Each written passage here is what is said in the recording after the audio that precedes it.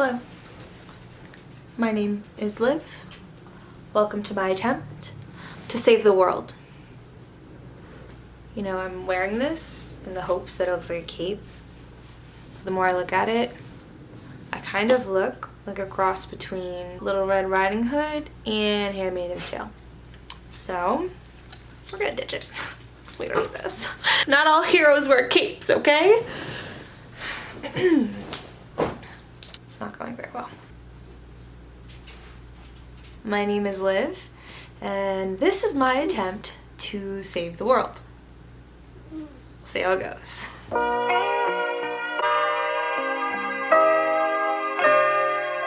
As you can probably tell by the title of this video, you are gonna hear, if you stay till the end, why I quit fashion blogging. Yes, I quit. I'm hoping to raise awareness, shed some light, and get some people to change their behavior. If you're here, you're probably considering pursuing that path. No judgments, girl. Go on with your bad self. But I just hope you do it in a conscious way. Let's just rewind. I started my blog with all the right intentions. I am a biracial girl. I came from a tiny town in upstate New York, and I didn't really feel like I knew anybody like myself. At least anybody that looked like me or had an appreciation for fashion like I did. I think it's a way to express yourself, and in a way for me, it's been a pursuit of finding who I am. I felt like I could build a community off of that, and I felt like I could create a space where, you know, I could represent a certain demographic that wasn't the typical LA blonde girl.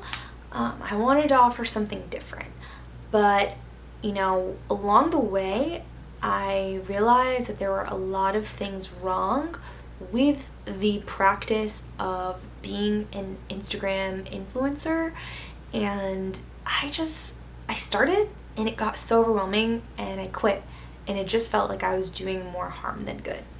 The whole influencer culture is this idea of romanticizing the idea that you have of somebody in your head, but you don't know them. You're putting your money towards them, you're putting your time and your energy towards these people that you don't know. You see a second, literally a photo second of their life. It's just really unhealthy. And when I started, I hoped to change that. And, you know, in some ways, I still hope to change that. I hope that we move from that. It's kind of hard to get into all of it because there's so many reasons why it's wrong, and I don't want this to just be a train of negativity. But it's important to bring up these issues because if you're considering dedicating your life to this, then you should know what you're getting into and you should be equipped to make a difference. Essentially, the process of trying to fund yourself while you become an influencer is shelling out a whole lot of money so that you can have a new outfit to post daily. You're basically told that if you're not posting new stuff every day, then you're not going to be noticed, you're not going to gain a following, and you won't be able to then have brand collaborations, which is how you get paid as an influencer. You're going to have to sacrifice a lot of your income, and if you're not doing that, then you're going to have to use your credit card. I made this mistake. I put clothing on my credit card. A lot of that clothing I actually tried to return. I'm not proud to admit that, but it got to the point where I really couldn't afford it, and I thought it would make sense. You know, if you're gonna do it, then be ready to put aside a significant amount of your income or do it the right way. Listen to what I'm preaching. Just buy less. New clothes don't make style. Oftentimes people with less money have better style because they end up having to be more creative, but style and creativity comes from who you are, embracing that, and really just trying new things using what you have. And that's beautiful. That is real style, and I'm so here for that. And you know, doing this, it made me develop a habit that whenever I had low self-esteem, I would just buy something new. And that kind of snuck into other areas of my life. I mean, I was spending like $80 a week at the grocery store at one point for food for myself. It just felt good to buy things. Thankfully, I've really done a good job at getting that under control. But yeah, you have to be really careful. Build a budget for yourself if you're going to pursue this. So second reason I quit Insta blogging is because it just speed trajectory, full speed ahead, goes in and plays into consumerism, and it promotes it amongst other people as well. We tolerate the release of 52 new seasons of fashion each year. It used to be 4. Yet for some reason, we're programmed to believe that we constantly have to have new items. And it's crazy because you'll order something online in the new arrivals section, and by the time it gets to your house, it's already out of the new arrivals section. It's already considered old. We're basically programmed to believe that if we don't participate, we'll be left behind. Number 3.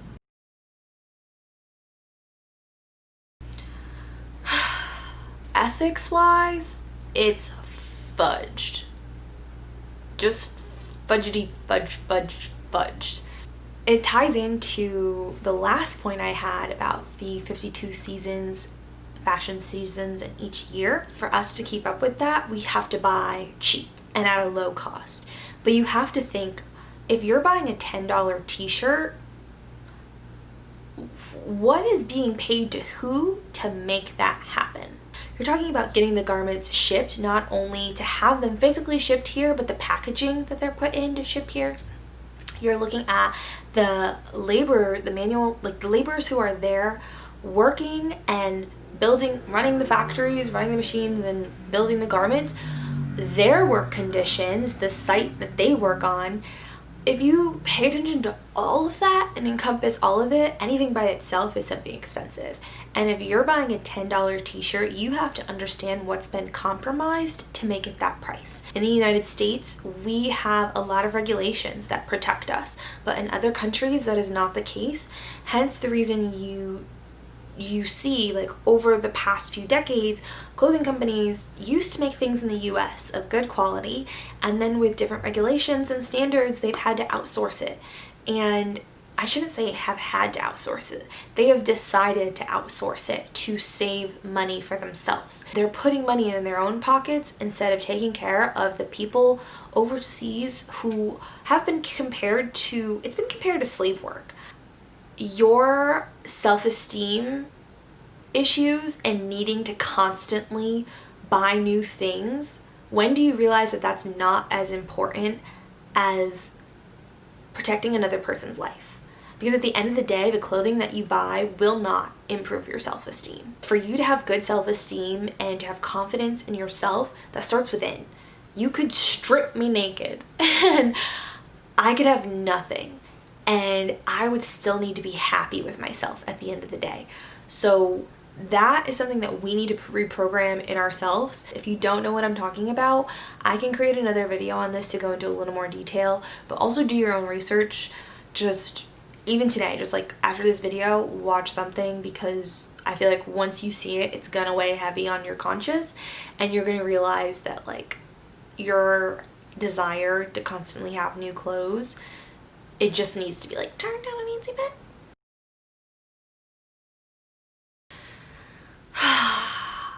So I wrote down a lot of facts about the fashion industry and its consequences on the environment. Fact 1. Second to oil, the clothing and textile industry is the largest polluter in the world. In 2018, the fashion industry produced 2.1 billion tons of CO2 emission. This represents 4% of global carbon emissions. So that 4% is larger than France, Germany, and the UK combined. Nearly 20% of global wastewater is produced by the fashion industry. The textile industry is one of the top 3 water wasting industries in China, discharging over 2.5 billion tons of wastewater every year. Now you might say, oh, no big deal, it's just China. No. US is the largest importer of garments in the world. We have a problem. You and I, we all have a problem. Shut up, I'm trying to save the world. It takes more than 5,000 gallons of water to produce one t-shirt and one pair of jeans. 5,000 gallons. I feel like there's gotta be a better way. Like, why are we all letting these marketing people decide for us that our clothing isn't enough and that we need to continuously buy more? Like, what are we doing, guys? That's crazy. All of this shit is scary, to say the least, but it doesn't have to be. And I don't think that we should act out of fear. I think we should be brave. I think we should conquer this. There are simple things that you can start doing today that will help make the situation better.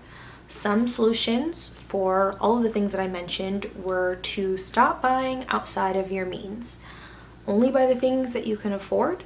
Don't play into consumerism and continue to build this demand for a 52 season fashion year. Get out of the idea of consumerism. Work on yourself. Make sure that you really feel comfortable in knowing that your worth is not in your material items, even the ones that you display on your body. You can buy secondhand. Literally, if every person buys one piece of secondhand clothing each year, we would reduce our carbon footprint, our carbon emissions by 24% globally. That's crazy, and that's so powerful. We have that power. Simply, one other thing that you can do is to buy less. A phenomenal concept, I know. You gotta like take what you have, own it, and rock it. Cut it up. Put new things together. Get like a little mini sewing kit and start sewing things together. Layer things in a cool way. There's so much opportunity. If you are pursuing blogging, then find a way to incorporate buying less and reworking old pieces into your wardrobe. And if you really can't go with having the same clothing repeated on your feed, find other people who are doing what you want to do. Swap clothes with them. Swap clothes with your friends, even if they don't want to be influencers. Don't just be out here continuously pushing the idea that you have to have something new all the time. You're gonna get burnt out, everybody else that's watching is gonna get burnt out, and the earth is gonna get burnt out. I hope that you learned something from watching this video. I think I want to do videos to expand on each one of these topics. I think it would be helpful. I don't know. If there's other videos that you have requests for, let me know. If you have any questions, call me, beat me if you want to reach me. And yeah, I have more problems to go solve, so I'm gonna go. Bye, guys. Oh, and thank you for watching. And we up till 6 in the morning. Oh, by the way, I also want to include this outfit that I'm wearing, because guess what? It's all secondhand clothing. Earring I got at an estate sale. I also got this beautiful necklace from an estate sale as well. That's a real opal in there. This Glaxo long sleeve, high collar, side right here. So cute, right? Last up but not least are these vintage Levi's. And I love these because the cut's a little bit longer. They are light wash, high-waisted, and have a little tag right there. So just give it a try. Buy one piece of secondhand clothing and see how it goes. All right, that's all. Bye.